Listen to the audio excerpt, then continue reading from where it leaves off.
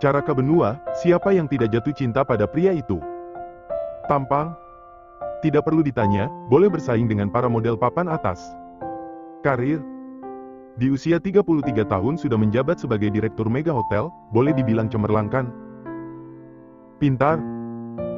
Lulusan S1 Harvard dan S2 di Stanford University, itu bisa menjadi salah satu aset untuk mendapatkan keturunan sejenius Pak Habibie. Mapan secara material? Oh ayolah, dengan posisi direktur hotel bintang 5 saja gajinya sudah selangit, ditambah lagi dia adalah putra sulung dari Rudy Mahesa, salah satu konglomerat Indonesia dengan kerajaan hotel, resort, dan juga retail terbesar di Indonesia. Jadi jangan bertanya soal material yang tak bakalan habis selama 7 turunan. Jadi, ya. Wajar saja kalau banyak perempuan dari berbagai kalangan berlomba untuk menjadi Nyonya Caraka benua atau minimal jadi kekasihnya, termasuk para karyawan perempuannya yang bermimpi untuk menjadi Cinderella abad ini. Kecuali aku. Tolong catat itu, kecuali. AKU. Kenapa aku tidak termasuk dalam golongan fans garis keras pria yang notabene-nya adalah atasku? Oh, ayolah. Ini dunia nyata, Munaro.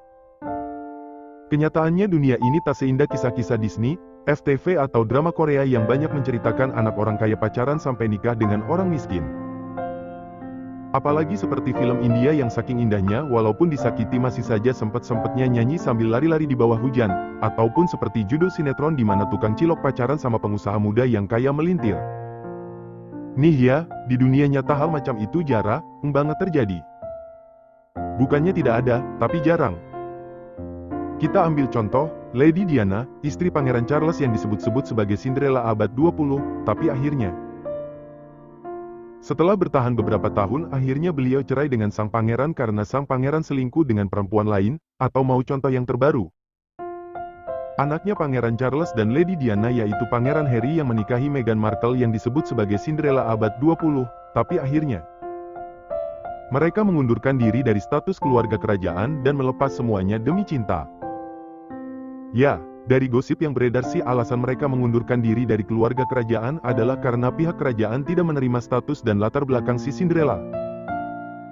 Nah, dari kisah Lady Diana dan Meghan Markle kita bisa melihat kalau jadi Cinderella itu belum tentu bakal happily ever after kayak di film ataupun cerita-cerita novel.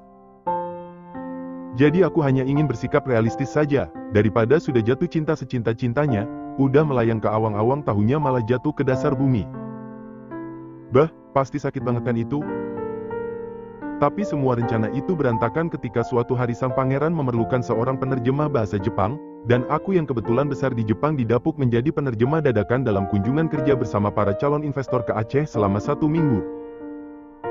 Lulusan bisnis UI dengan IP yang cukup memuaskan, menguasai 2 bahasa asing, tapi kenapa kamu jadi resepsionis? Pak Bos bertanya sambil bersandar santai dengan cangkir kopi di tangan kanannya, sesekali dia menyesap kopi hitam kental membuatnya terlihat seperti model yang tengah syuting iklan kopi. Aku tersenyum mendengar pertanyaannya sambil menyesap kopiku yang langsung menghilangkan segala kelelahan setelah perjalanan jauh, dilanjut dengan serangkaian kunjungan kerja ke tempat proyek dan rapat dengan para pengembang.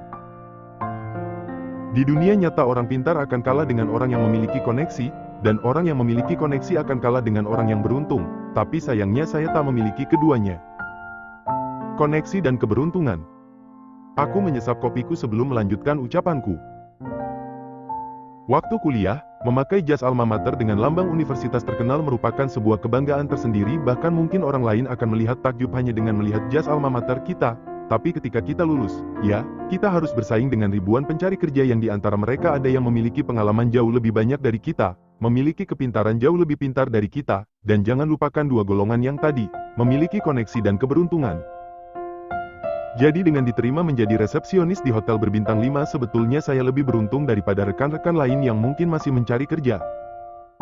Ya, minimal saya bisa membayar cicilan motor matik saya. Pak Bos tersenyum sambil menganggukkan kepala. Apa menurutmu saya memiliki 2 faktor itu, koneksi dan keberuntungan? Hahaha, apa ini pertanyaan jebakan? Pak Bos tersenyum mendengar pertanyaanku. Tidak, saya hanya ingin mendengar pendapatmu saja. Aku terdiam beberapa saat memikirkan jawaban yang mungkin jebakan. Hei, aku tak ingin dipecat hanya karena salah menjawab. Ingat cicilan si merah yang selalu terdepan belum lunas? Iya, Bapak memiliki keduanya, jawabku jujur. Tapi, tidak ada yang salah dengan itu kalau memang mumpuni. Selain koneksi dan keberuntungan Bapak juga orang yang sangat mampu untuk melakukannya. Perusahaan tidak mungkin akan seperti sekarang kalau Bapak tidak mampu, lanjutku cepat-cepat daripada dia salah paham. Maksud saya, kalau kita punya relasi dan kita mampu kenapa tidak? Sekarang saya akan bertanya, kalau misalnya, Bapak, memiliki satu posisi yang kosong di perusahaan dan kebetulan, Bapak, memiliki kenalan seseorang yang dianggap mampu untuk mengisi posisi itu. Bapak, akan memberikannya pada orang itu kan daripada kepada orang yang baru. Bapak, kenal yang kita bahkan tidak tahu orang itu mampu apa tidak, jujur apa tidak. Dia menatapku beberapa saat kemudian mengangguk. Tapi, sebentar, bagaimana, Bapak, tahu kalau saya lulusan bisnis UI? Kamu lupa kalau saya, bos. Dan bos bisa melihat data karyawannya sendiri. CKK. Curang. Hahaha, curang kenapa? Bos bisa melihat data pribadi bawahannya, tapi bawahan tidak bisa melihat data pribadi bosnya. Hahaha, makanya jadi bos. Sayangnya orang tua saya bukan pemilik perusahaan, jadi satu-satunya cara untuk saya menjadi bos adalah ada pengusaha yang amnesia dan memberikan saya warisan. Hahaha. Atau menikah dengan pengusaha, tapi lupakan saja ide yang satu ini saya masih berharap pada yang amnesia. Kenapa? Bukankah semua perempuan berharap menikah dengan pengusaha? Dia bertanya sambil menyesap kopinya kembali. Iya betul, tapi tidak semua pengusaha mau menikah dengan perempuan dari golongan di bawah mereka. Di dunia nyata adalah orang kaya menikah dengan orang kaya, pengusaha akan menikahkan anaknya dengan anak pengusaha lainnya demi kemajuan perusahaan mereka, mungkin. Dia terdiam menatapku beberapa saat. Apa aku salah bicara? Ya ampun. Maaf, bos, bukannya nyindir. Aku meringis menyadari kesalahanku. Tapi, itu kenyataannya kan? Dia terdiam beberapa saat kemudian tersenyum. Senyum yang menyimpan rasa pedih, iya, itu kenyataannya, jawabnya sambil menyesap kopi. Miris bukan di saat semua orang melihat kita hanya sebagai putra dari seseorang, keluarga pun melihat kita hanya sebagai alat untuk ekspansi bisnis. Aku terdiam menatapnya yang tersenyum miris sambil menyesap kopi, ternyata memiliki harta berlimpah, nama tersohor tidak menjamin kebahagiaan. Kenapa tidak menolak? Dia mengangkat alis mendengar ucapanku. Maksud saya, kalau Bapak merasa keberatan untuk dijadikan alat ekspansi bukankah Bapak bisa menolak? Orang tua Bapak tidak seegois itu kan dengan mengorbankan kebahagiaan anaknya demi perusahaan? Dia menghela napas berat. Sayangnya, iya, mereka seegois itu. Aku terdiam beberapa saat kemudian meringis. Ternyata menjadi putra konglomerat belum tentu enak ya. Hahaha, ya, dalam hidup semua ada plus minusnya kan. Pak Bos benar, minimal anak konglomerat tidak perlu pusing mikirin cicilan motor. Hahaha, itu salah satunya. Dia menyesap kopi yang tinggal setengah. Tapi, kenapa kamu memanggil saya Pak Bos? Hahaha, iya, Pak Bos, kalau yang lain manggil Bapak, Mas Bos. What? Seriously?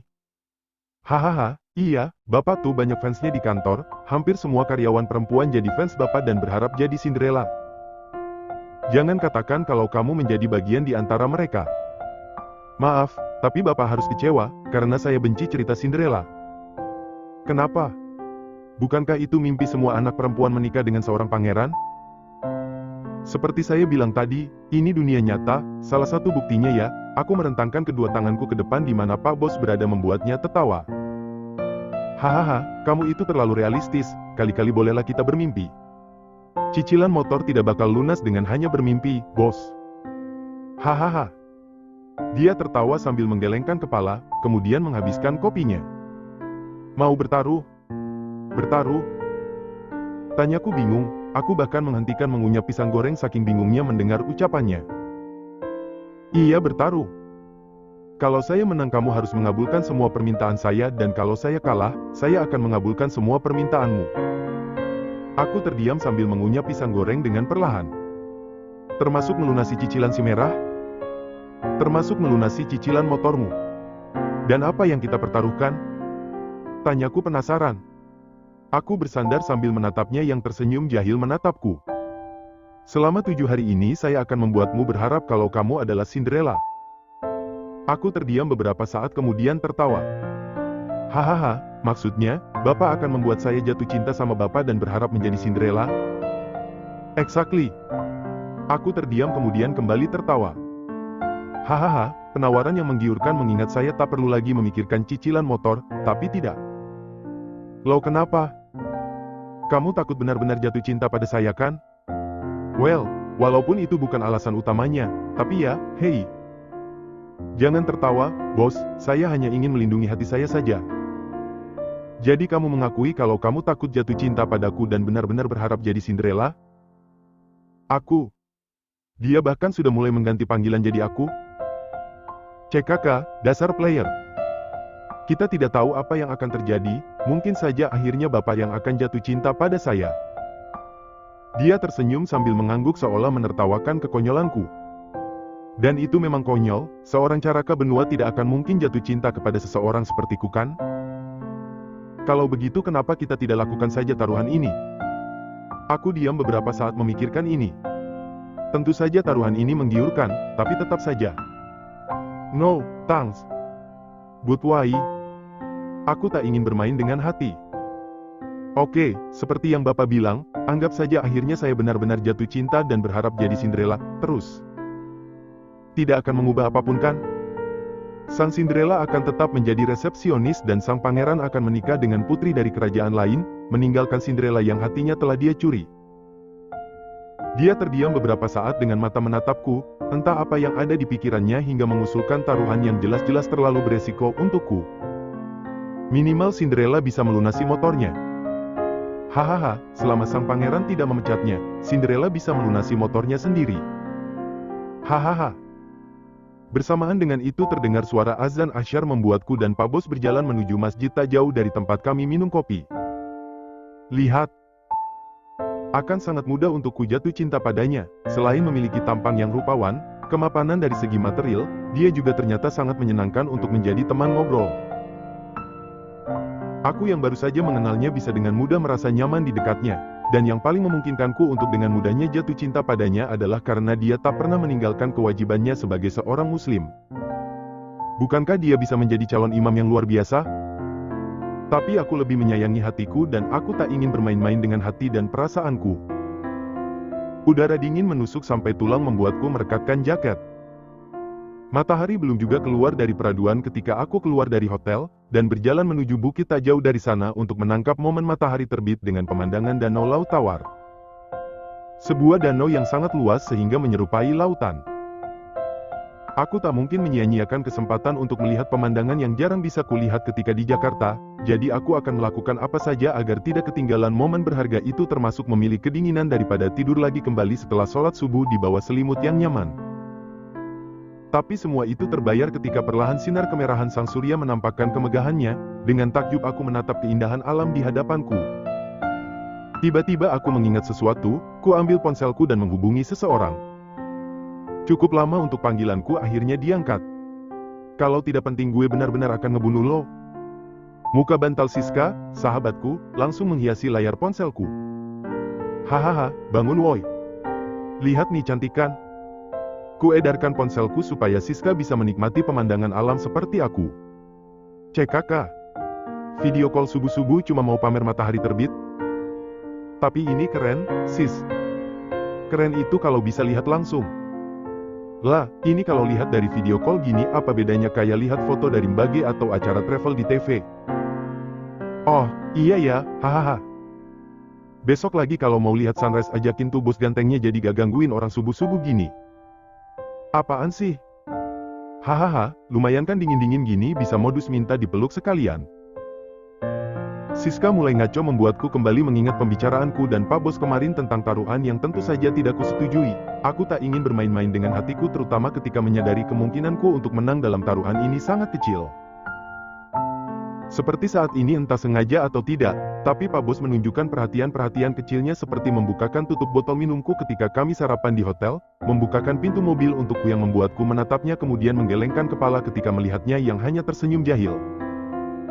Seharian ini kami berada di proyek, bertemu dengan beberapa orang yang akan bertanggung jawab dengan kebun kopi dan jeruk yang akan ditanam di sana, serta pembangunan taman bunga. Mer Takeda dan tim baru akan datang beberapa hari lagi, jadi kami harus memastikan semua rencana telah tersusun rapi dan matang. Lapar? Tanya Pak Bos ketika jam sudah menunjukkan pukul 3 siang. Ingin ku jawab. Menurut L. Oh ayolah. Makanan yang terakhir masuk ke dalam perutku adalah saat sarapan tadi, secangkir kopi dan roti. Tidak, Pak, saya masih kenyang karena sarapan tadi pagi, sepotong roti dan secangkir kopi, persis seperti judul novel-novel romantis, sindirku tajam membuatnya menatapku beberapa saat kemudian tersenyum. Sebentar lagi, oke. Tenang saja, Pak, sebentar lagi maghrib kok anggap saja sekalian buka puasa. Kamu puasa? Tanyanya dengan sorot mata jahil. Katanya tadi sarapan. Ya, anggap saja itu sahur.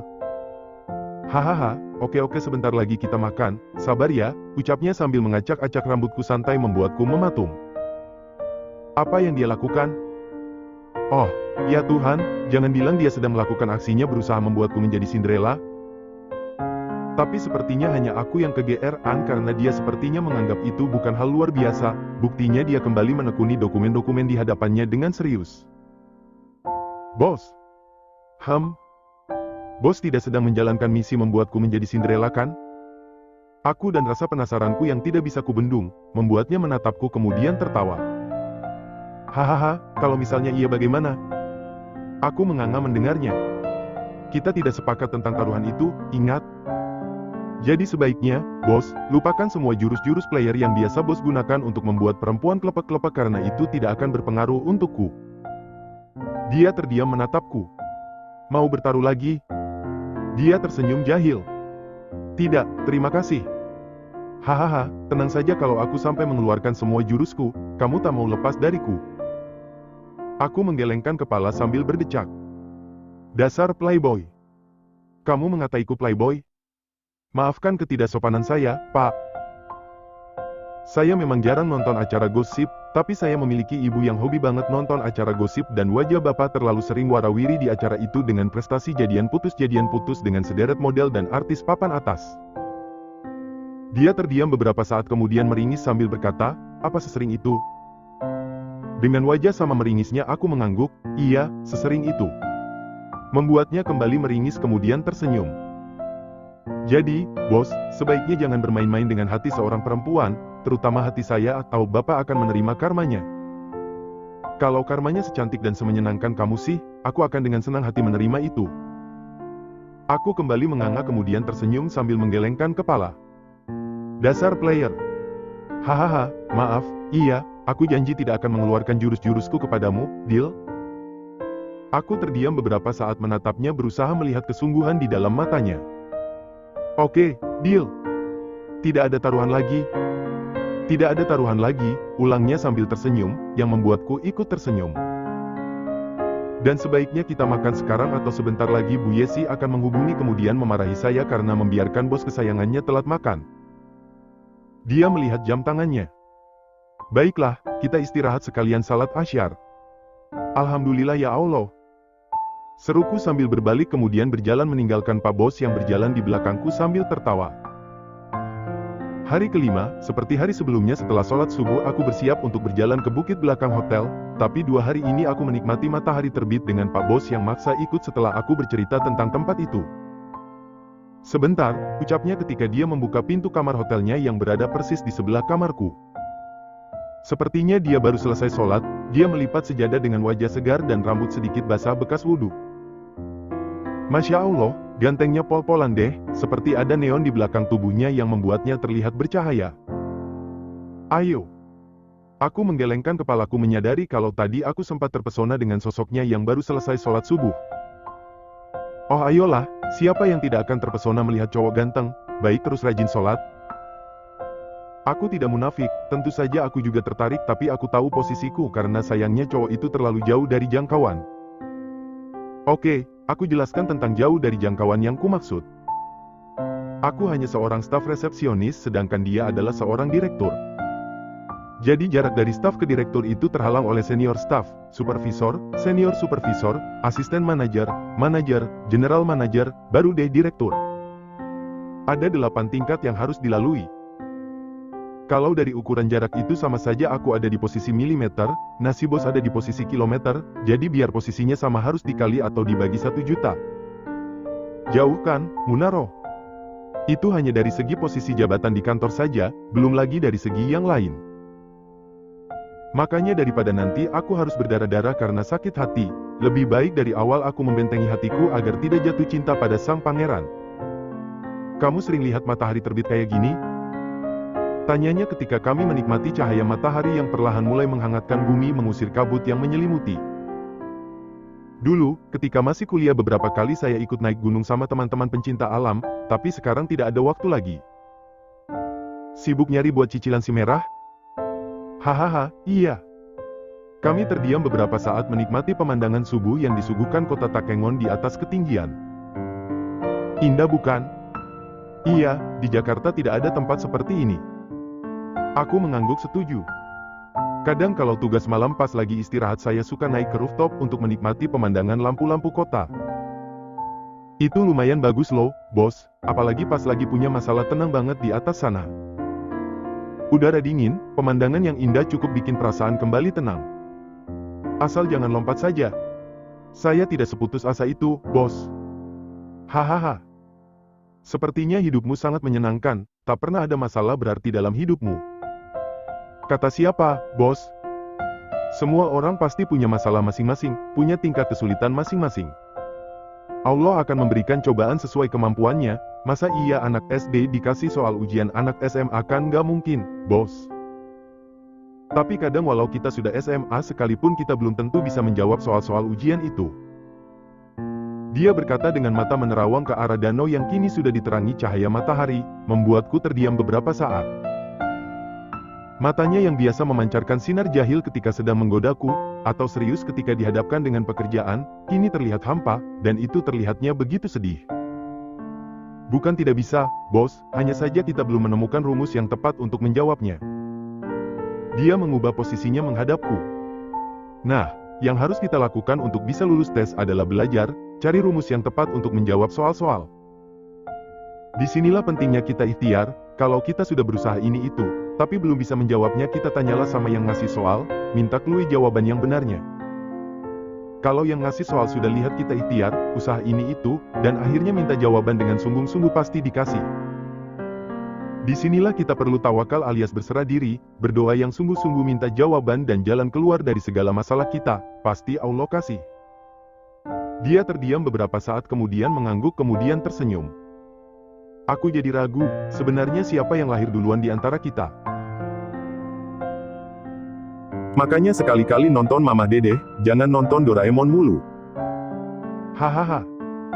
Matahari sudah menampakkan diri seutuhnya ketika kami memutuskan untuk kembali ke hotel. Oh iya, aku belum memberitahu bagaimana sweetnya Pak Bosku itu. Dia masih membukakan tutup botol minumku, membukakan pintu mobilnya untukku, bahkan dia akan menjulurkan tangannya untuk membantuku melewati jalan yang terjal ketika kami di lokasi proyek atau seperti saat kami ke puncak bukit belakang hotel. Percayalah ini bukan jurus yang biasa ku gunakan untuk membuat para perempuan kelepak-kelepak, ucapnya ketika aku memicingkan mata menatapnya yang berlaku manis. Jadi jurus apa yang biasanya digunakan untuk membuat perempuan kelepak-kelepak? Tanyaku sambil menyerahkan botol minumku untuk dia buka. Itu menjadi kebiasaanku ketika akan membuka minuman aku akan menyerahkan padanya yang tanpa bicara apapun langsung membukakannya untukku, kalau tidak dia akan mengambilnya langsung dari tanganku kemudian membukanya. Aku tak perlu melakukan apapun, jawabnya sambil menyerahkan botol minumku. Dengan tampang seperti ini dan nama Mahesa cukup untuk membuat perempuan manapun klepek-klepek, ah. Jangan lupa kartu ajaib tanpa limit. Hahaha. Aku tertawa terbahak-bahak mendengar kenarsisannya, yang sebenarnya itu memang benar. Tampang, penampilan dan kekayaannya cukup membuat perempuan dari kalangan manapun mengantre untuk bisa menjadi kekasihnya. Aku serius, karena itulah aku tak tahu apa ada perempuan yang benar-benar mencintaiku karena diriku sendiri bukan karena nama dan kekayaan orang tua. Dia terdiam menghembuskan asap rokok kemudian menatap asap putih itu dengan mata kosong sebelum akhirnya sorot mata jahil itu kembali menatapku. Kalau masalah tampang ini mah bonus dari Allah yang gak bisa diganggu-gugat lagi, dari Orok udah cakep. Aku tersenyum mendengar candaannya walaupun ku tahu dia hanya berusaha menutupi kegalauan hatinya.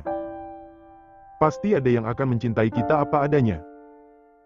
Ya, walaupun tidak bisa kita pungkiri kalau bebet dan bobot seseorang itu seolah menjadi syarat utama dalam mencari pasangan, terutama buat para orang tua. Dan bos memiliki itu semua. Menantu idamanan banget ya. Saya tidak akan menyangkal hal itu, ucapku jujur membuatnya tertawa. Hahaha. Tapi kalau menurut saya pribadi walaupun bos bukan putra dari Rudi Mahesa, bos masih bisa sukses kok. Dengan kepintaran dan sifat pekerja keras seperti ini saya yakin usaha apapun juga pasti akan berhasil. Dia terdiam menatapku kemudian tersenyum. Jadi, bos, tenang saja di dunia ini pasti akan ada wanita beruntung yang bisa mencintai bos apa adanya. Dia terdiam beberapa saat kemudian tersenyum. Bagaimana dengan kamu, siapa laki-laki beruntung yang mendapatkan hatimu? Sayangnya laki-laki beruntung itu entah masih berada di mana sekarang, mungkin berada di belahan dunia lain sedang mempersiapkan diri supaya menjadi imam yang baik untuk saya. Atau mungkin sudah berada di sampingmu saat ini dan kamu sendiri yang sedang merubah dia menjadi lebih baik lagi. Aku terkejut mendengar ucapannya, beberapa saat kami hanya saling pandang sebelum akhirnya aku tertawa sambil menggelengkan kepala. Kenapa tidak, jodoh tidak ada yang tahu siapa tahu aku benar-benar jodohmu. Aku kembali tersenyum sambil meneguk air minumku hingga setengah. Kenapa tenggorokanku tiba-tiba terasa kering ya? Ya, memang jodoh tidak ada yang tahu, tapi saya terlalu mencintai hati saya, bos. Saya tidak ingin hati saya terluka apalagi di umur sekarang, kayaknya sudah bukan waktunya lagi kalau saya patah hati karena putus cinta. Dari mana kamu tahu kalau kita akan putus kalau misalnya jadian? Aku baru akan membuka mulutku ketika ponselnya berbunyi dengan nama Anggi terpampang di layar ponselnya membuatku tertawa. Hahaha, feeling tuh dia, bos, takut pangerannya selingkuh sama Cinderella, ucapku sambil tertawa dan berjalan lebih dulu menuju hotel. Tentu saja aku tahu, tak perlu seorang peramal untuk melihat di mana hubungan kami akan berakhir kalau seandainya aku nekat menerima tantangannya.